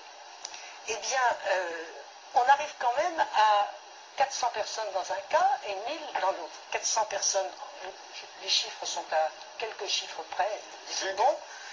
Donc 400 fugues et disparitions non retrouvées en 2005 et 900 en 2006. Bon, c'est des débuts, c'est les premiers chiffres. Ils ne sont de quel âge? des moins de 18. Moins de 18? Oui, c'est ça. 17 alors. Peut-être 17, peut-être 17, mais ça fait pas mal. Oui, c'est pas rien, c'est pas rien. Ils ont peut-être disparu volontairement. Peut-être, oui, il y en a beaucoup qui sont des fugues. Oui. Fugues non retrouvées, ça veut dire qu'on croit que c'est volontaire. Disparition inquiétante, ça veut dire, on croit que c'est pas volontaire, qu'il y a quelque chose. Bon, donc, ce que je veux dire, c'est que ces chiffres, ils sont là, et ils suscitent, bon, il y a les groupes d'aide aux victimes, d'associations de victimes. Vous trouvez qu'actuellement, la société est pas assez inquiète? Non, justement, elle est trop inquiète d'une façon dramatique, sur des cas dramatiques, et ça, c'est des petits cas, et là, il n'y a pas énormément. Non, je ne pense pas qu'il y ait énormément de moyens et de choses là-dessus. Voilà. Et donc ils s'en foutent, les gens, ils s'en foutent complètement. J'ai même une copine qui a été kidnappée, qu'on a retrouvée pour la traite des blanches. 1000 enfants, donc, et après quand ils kidnappent leur enfant, ça pleurniche. Et ça monte des associations, l'ange bleu, l'ange gris, l'ange marron, oui, il faut sauver les enfants, la pédophilie. Mais c'est complètement délirant, c'est-à-dire qu'ils attendent. Ça me rappelle une histoire populaire algéroise qui parle un personnage de sagesse qui s'appelle Djeha. Et à qui on dit, mais c'est certainement une sagesse qui est partagée par tous les peuples, par toutes les civilisations. Djeha, il y a l'incendie dans ton quartier, en ville. Il s'en fout complètement. Dans ton quartier, il s'en fout complètement. Dans ta rue, il s'en fout complètement. Chez ton voisin, il commence à courir, à ramener le seau d'eau. Il se dit, si le truc, je suis en gros, le feu, il va me brûler ma maison. C'est-à-dire qu'il a attendu cet abruti que le feu lui brûle les fesses pour réagir. Oui. Et qu'il n'a eu aucun sentiment de fraternité avec les autres pour aller les aider. Donc, et c'est exactement ça la problématique, c'est qu'on est arrivé à un niveau d'individualisme et de bêtises criminelles. On n'y est pas arrivé par accident, hein. C'est le plan formel de ceux qui dominent l'humanité depuis la nuit des temps. On est dominé par les énergies de lâcheté, d'égoïsme. Qu'est-ce que tu vas attendre d'une espèce comme celle-là aujourd'hui? Rien, absolument rien. Et comme tu dis, aujourd'hui, les parents qui s'aperçoivent que leurs enfants sont victimes, sont violés, pour la plupart, ils pleurent beaucoup. Et ils vont aller dans des associations qui sont des associations paratonnerres, ce que j'appelle, qui sont mises en place pour faire étouffer les affaires. Et ils dépensent encore des fortunes avec des avocats, avec des vendus d'auxiliaires de justice, qui les fait tourner en rond sur l'échiquier truqué, comme l'appelait le fils Roche, de l'imposture judiciaire, politico-judiciaire. C'est-à-dire que même quand au dernier moment ils s'aperçoivent qu'il y a quelque chose de grave, mais ils n'ont pas la réaction qu'il convient d'avoir. Ils ont une réaction qui est bien en deçà de celle qu'il faut avoir si on mettait sur une échelle de gravité ceux qui les concernent. On parle quand même, par exemple, de viol, de sacrifices rituels d'enfants qui sont découpés en petits morceaux. J'aimerais bien qu'on me mette quelle devrait être notre réaction et la contre-mesure de cela sur la même échelle de gravité. Je crois qu'il est extrêmement important et crucial de parler du système judiciaire laxiste qui relâche des fous furieux de la nature comme Jacques Duguay, qui s'est fait attraper je ne sais combien de fois, qui a été protégé par l'appareil communiste, comme le dit très bien Serge de Beketch, il y a plein d'instituteurs, on parle toujours, on essaie de salir l'Église catholique, en fait, elle a été infiltrée pour la discréditer, et on a exactement les mêmes dégénérés, par exemple, dans la fonction publique, enfin, l'enseignement public, les instituteurs, qui se sont fait attraper la main dans le sac, qui n'ont jamais eu aucune sanction. C'est quand même hallucinant, gravissime. Et donc Jacques Duguay, il rentre, il sort, il rentre, il sort, il reviole, il rentre, il sort, il rentre, il reviole, il vend ses cassettes, il rentre, il sort. Enfin, c'est complètement délirant. À partir du moment où ces crimes ne sont pas jugés à leur juste mesure et valeur, et moi personnellement, je suis pour le rétablissement de la peine de mort, clairement, puisque en tant que religieux spirituel, pour moi la mort n'existe pas, c'est un passage physique, c'est un passage plutôt spirituel avec un abandon du corps physique, donc pour moi la peine de mort, pour moi la mort ça n'existe pas, hein. C'est un état autre. Bref, dans tous les cas, et je suis sûr que si on faisait demain un référendum populaire, on gagnera, peut-être 90% du peuple votera oui. Pourquoi? Parce que tout simplement, on relâche dans la nature, on n'arrive pas à s'en débarrasser des fous furieux. Alors certains me diront, ouais, non, ne fais pas ça. Je vous rappelle que la peine de mort, elle a été enlevée contre l'avis du peuple, et que les gouvernants, pour créer plus de désordre, rendent la justice plus laxiste, notamment, par exemple, Sarkozy dernièrement, en décriminalisant les affaires financières, par exemple. Du coup, ou par exemple, en rendant la période de, comment on appelle ça, tu sais, au bout de 10 ans, la période de prescription plus courte. Tu vois, il y a plein de techniques, mais ça, les gens ne savent pas tout ça. C'est des abrutis finis. Ils ont le vocabulaire d'un dauphin. Tu vois, je crois que les dauphins ont beaucoup plus de vocabulaire. Plus d'intelligence, plus de Les gens ne comprennent pas que les lois importantes, d'ailleurs ils les connaissent même plus, sont votées la plupart du temps dans leur dos. Par exemple, en été, il y a des lois importantes qui ont été votées, qui sont passées totalement à la trappe pour le grand public. Tout à fait. Elles sont très importantes, parce qu'il y en a une qui concerne les forces publiques qui maintenant peuvent ouvrir le feu à balles réelles sur le peuple lors de manifestations. Tout à fait. Tu as un document qui le recoupe, d'ailleurs c'est intéressant. Tout à fait. Et Convention, de sauvegarde des droits de l'homme et des libertés fondamentales européennes, article 2, droit à la vie. La mort n'est pas considérée comme infligée en violation de cet article dans les cas où elle résulterait d'un recours à la force rendu absolument nécessaire, 2 points, pour assurer la défense de toute personne contre la violence illégale, pourquoi pas, mais pas obligé de le tuer. B, pour effectuer une arrestation régulière ou pour empêcher l'évasion d'une personne régulièrement détenue. C, écoutez bien, ce qu'on reproche à Kadhafi ou à Bachar el-Assad, pour réprimer conformément à la loi une émeute ou une insurrection. Vous tuer n'est pas vous tuer si c'est vous tuer pendant une émeute. Voilà. Et ça, c'est exactement ça, c'est écrit. Hein. Et là, maintenant, donc, ils ont officialisé le fait qu'on peut utiliser les munitions 7,62 qu'on utilise dans les fusils FRF2 en gendarmerie. Je ne sais pas si les CRS sont le même. Les fusils de précision. C'est exactement. Pour dessouder des leaders. La deuxième loi... Des snipers. Oui, tout à fait. La deuxième loi qui, moi, m'inquiète énormément concerne l'internement. C'est-à-dire que maintenant, sur un claquement de doigts, vous pouvez être interné. Le préfet peut vous interner. Voilà, il n'y a pas besoin de jugement, il n'y a plus besoin de jugement. Donc, moi, je vois en premier lieu des gens comme toi, comme nous, enfin, peu importe.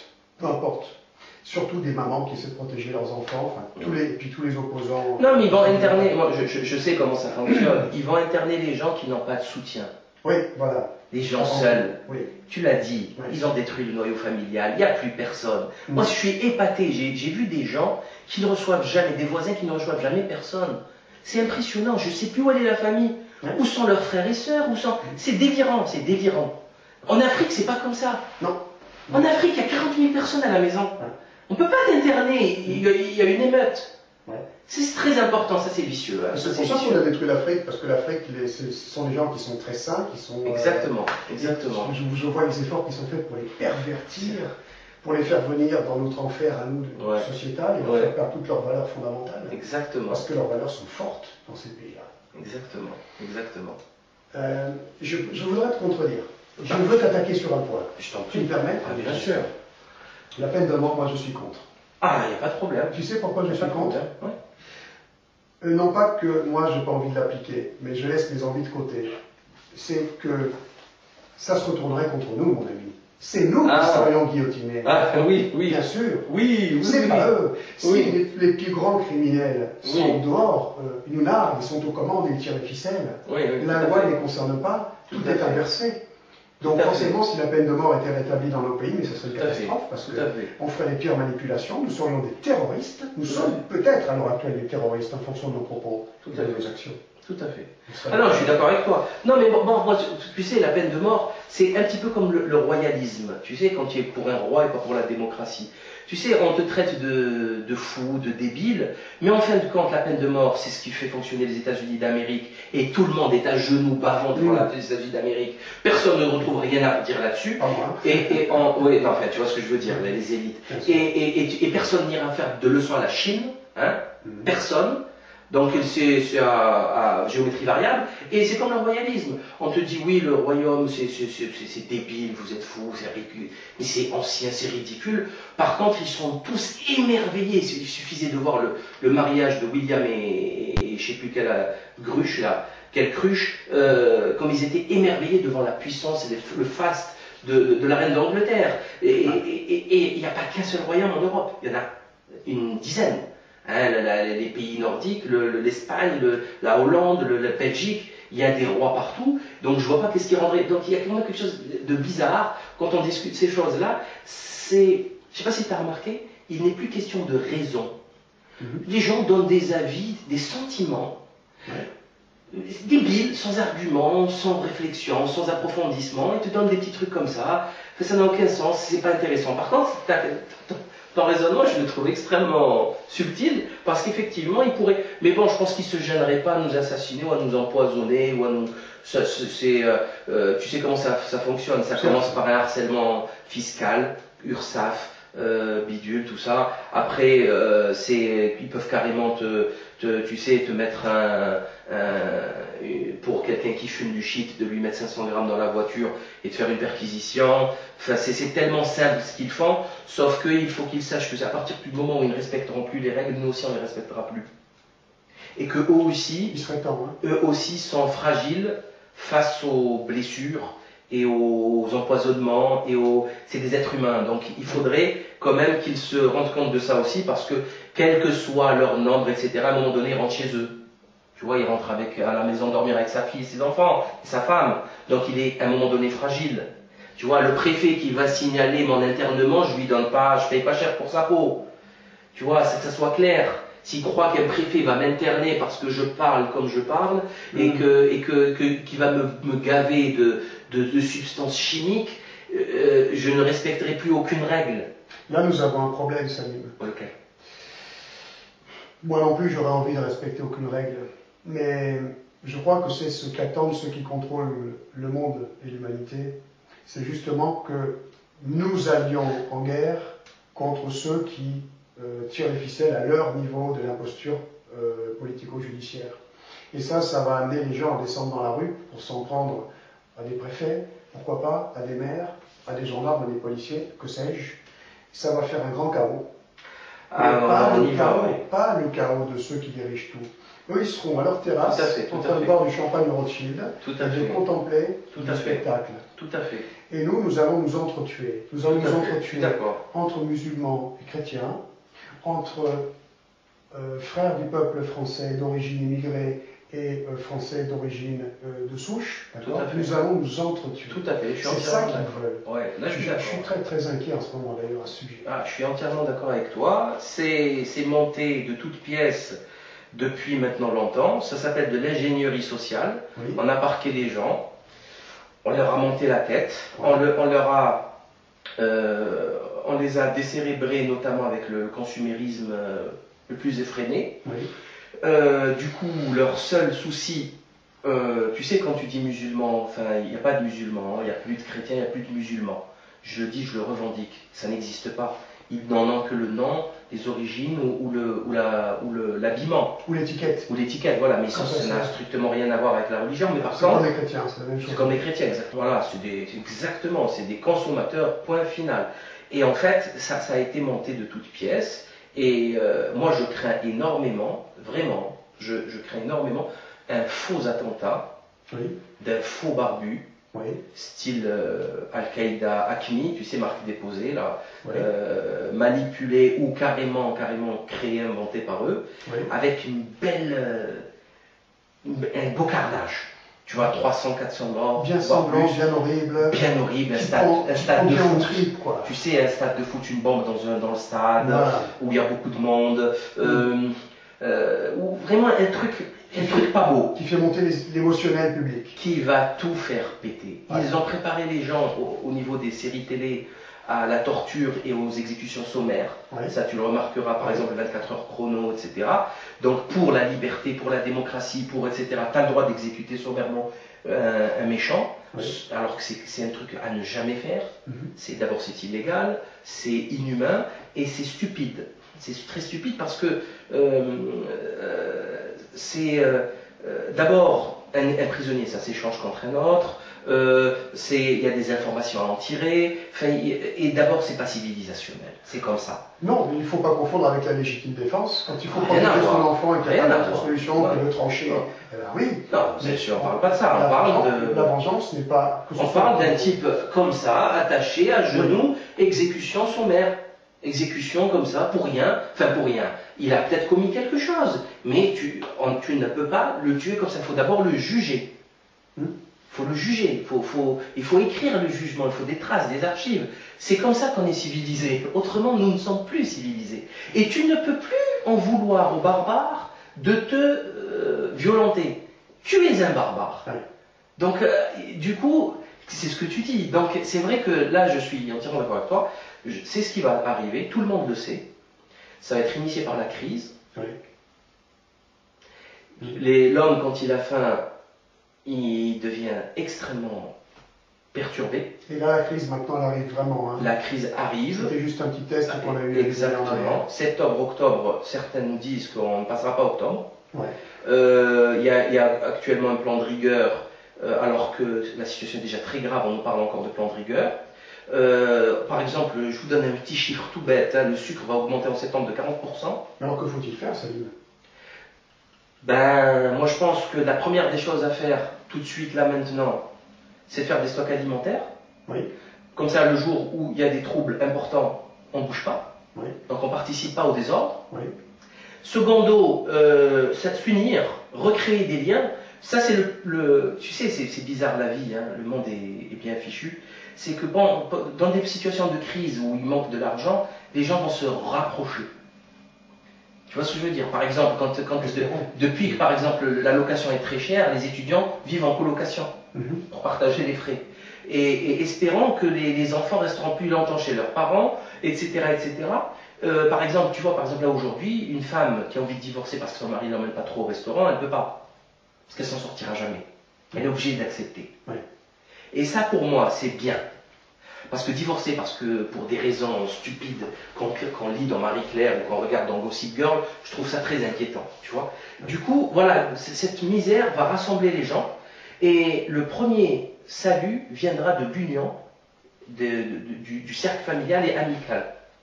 Donc il faut agir tout de suite, informer tout de suite, là, maintenant, immédiatement, informer ses proches. L'information, c'est notre plus grande arme. Éteignez votre télé, jetez votre télé, ne la donnez pas, ne la vendez pas, cassez-la, jetez-la, débarrassez-vous-en, c'est un poison. Lisez le livre de Michel Desmurger. Lisez le livre de Michel Desmurger sur la télévision. C'est une calamité, la télévision. C'est une arme de destruction massive. Et de désinformation. Absolument. Et d'abrutissement. Et lisez ce livre. Je vais faire une vidéo sur ce livre. Ça va être peut-être la vidéo du siècle. Je ne plaisante pas. Je ne plaisante pas. C'est hallucinant ce que fait la télé. D'abord, c'est de la programmation mentale, on en a déjà parlé. Sur un plan physiologique. Sur un plan physiologique. Un abrutissement au niveau du langage, un abrutissement avec des chiffres et des statistiques. C'est un bouquin avec 1200 références scientifiques.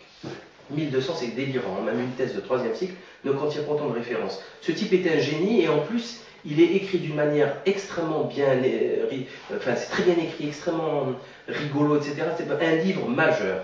Jetez votre télé pour ne pas être influencé par la propagande de guerre qu'il y a en face. Ils ont fait ça en Libye, ils vont nous le faire chez nous. Oui. Je ne vois pas ce qui va les déranger. Absolument. Et après, bon, après s'attendre au pire, se former et s'attendre au pire. Si je peux me permettre aussi, dans cet ordre d'idée, un autre conseil, faites attention à Internet. Parce qu'Internet, d'une part, nous échangeons entre nous des informations qui sont absolument abominables, qui font qu'en fin de compte, on a beaucoup de haine, d'énergie, de haine, de rancœur, de peur qui se répandent. Ce n'est pas pour autant que nous descendons dans la rue pour faire ce qu'il convient que nous fassions. Au contraire, plus ces informations sont abominables, plus on est à s'exciter derrière les écrans Internet et on ne bouge pas, on ne fait rien. Ouais. Attention à ça. Attention aussi dans le flot d'informations qui est déversé sur Internet. Il y a une intox majeure au milieu que personne ne connaît parce qu'on est toujours, on a tendance à mélanger factuel et théorie, et surtout on ne vérifie pas les sources. Tout à fait. Comment savoir aujourd'hui ce qui se passe en Libye? Comment savoir ce qui s'est passé dans le golfe du Mexique au niveau de la marée Noire? Comment savoir ce qui se passe avec les 3 réacteurs de Fukushima? Il paraît qu'en fin de compte il y en a 11. On ne peut pas savoir ce qui se passe. Ah non, TF1, c'est pas. TF1. Internet, c'est pas la panacée. Hein. Et le pire, c'est qu'on n'est plus en réseau physique. Oui. On est en réseau virtuel. Tout à fait. Et le jour où eux, ils vont nous couper voilà. le son et l'image. Panique totale. Par exemple, parce qu'il y aurait je ne sais pas, des éruptions solaires dont on ne peut pas vérifier la véracité. On va vous dire, bah, électroniquement, il n'y a plus rien qui marche, il n'y a plus Internet qui fonctionne, ben, on va tous devenir fous, complètement isolés. Et par contre, les réseaux physiques, eux, ils les ont. Je suis désolé de le dire pour mes collègues qui sont du mauvais côté, la gendarmerie. C'est le premier réseau physique formel qui va jusqu'au le trou du cul de la France, le petit village le plus perdu de la France, qui est parfaitement actif. Ouais. Ça, c'est une toile d'araignée fantastique. C'est du très beau travail. Seulement la gendarmerie, qui n'en a pas encore pris conscience, est en fin de compte le bras armé de la terreur et de l'imposture politico-judiciaire, de l'imposture sociale. Dont l'action sera facilitée par un attentat, un sale attentat. Ouais. Tu vois, un truc pourri, un truc abominable, qui va effacer toute conscience et toute résistance à l'horreur, à l'abject. Ouais. Tu vois. Et ça, c'est capital, hein, c'est primordial. De toute façon, Internet, c'est pas compliqué. Pour moi, Internet, c'est un outil d'information. J'informe avec, surtout, sinon j'y serais pas. Je m'informe aussi, beaucoup, mais très vite. Après, je suis sur le terrain. Très vite. Hein.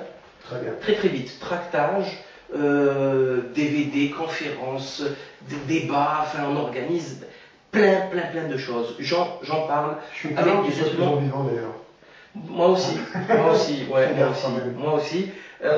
C'est pas vivant, mais ça va pas trop m'inquiéter. Libre, voilà, exactement. Ben écoute, moi je crois beaucoup au très haut.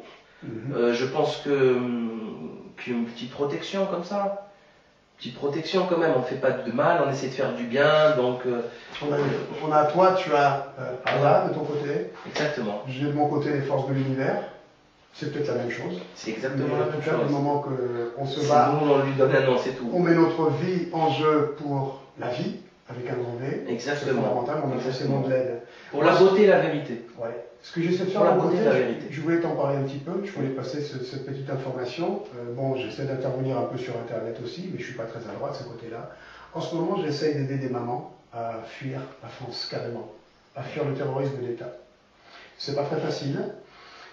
J'ai pu déjà faire en sorte qu'il y en ait quelques-unes qui soient en sécurité dans quelques pays, pas toujours très à côté d'ici.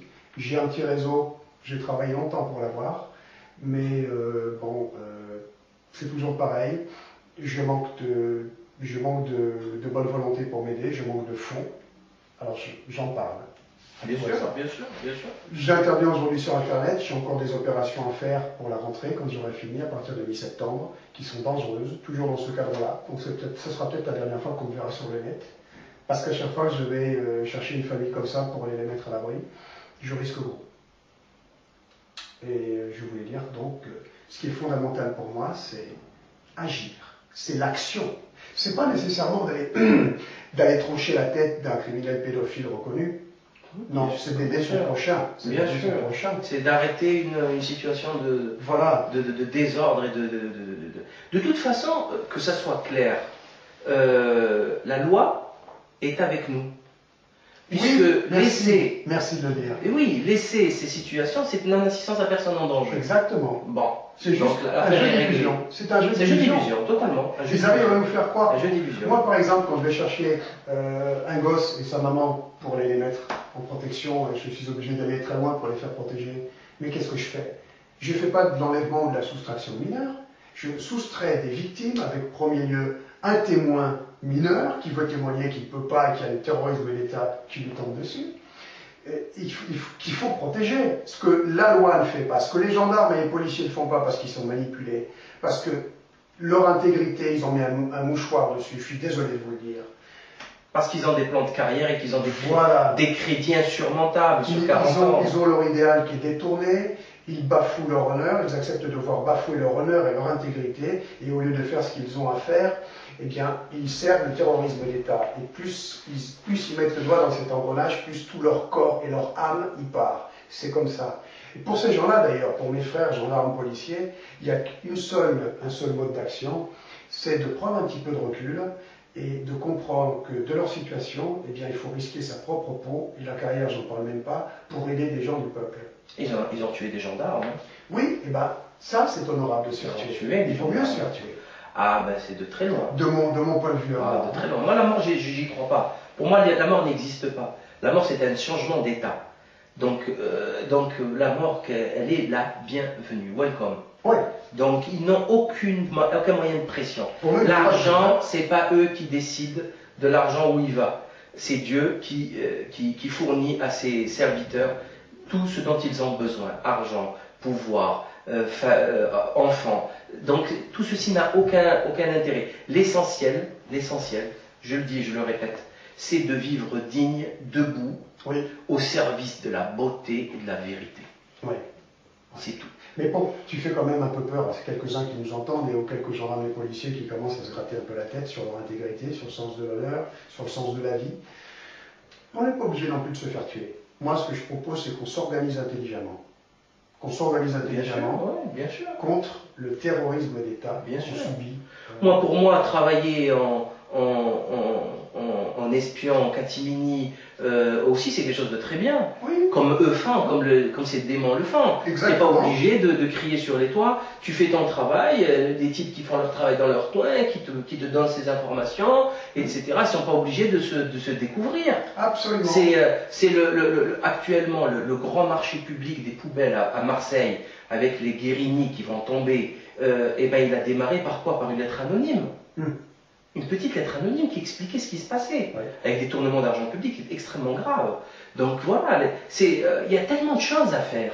Et chacun fait à son niveau, à ce qu'il peut. Celui qui peut prendre 10 kilos prend 10 kilos, celui qui peut prendre 100 kilos prendra 100 kilos. Et celui qui est d'accord pour mettre sa propre vie en jeu, il met sa propre vie en jeu, il le fait. Parce que, à mon avis, c'est ça la petite part. Tu sais, tu connais cette fable de David qui fait sa petite part pour que les forces de l'univers fassent la grande part. Oui. Et qui va contre Goliath avec sa fronde. Oui. Et les spirituels New Age nous disent, oui, mais alors il faut faire sa petite part simplement pour que les forces de l'univers ou Dieu fassent sa grande part. Oui, mais attention, c'est quoi notre petite part? Notre petite part ramenée au divin que nous sommes, eh bien, c'est mettre en jeu notre vie. Et quand David, il est allé face à Goliath avec sa fronde, qu'est-ce qu'il a fait pour faire sa petite part? Et pour déclencher les forces de Dieu ou de l'univers, ou d'Allah, eh bien, il a mis en jeu sa vie. Oui, tout à fait. C'est ça la petite part qu'il faut mettre en jeu. Maintenant, ceux qui n'ont pas encore le courage de le faire, ma foi... C'est pas grave, mais qui nous crée pas de problème. Voilà. Qui ne crée pas de problème, moi je dis toujours, si tu n'es pas capable, reste dans ton coin, il n'y a pas de souci. Mais ne t'occupe pas de ce qui ne te concerne pas. Voilà, t'occupe pas de ce qui ne te concerne pas. Voilà. Salim. Vraiment très heureux de te rencontrer, vraiment. Et à très bientôt. À très bientôt. Très bientôt. On va travailler dans ce sens.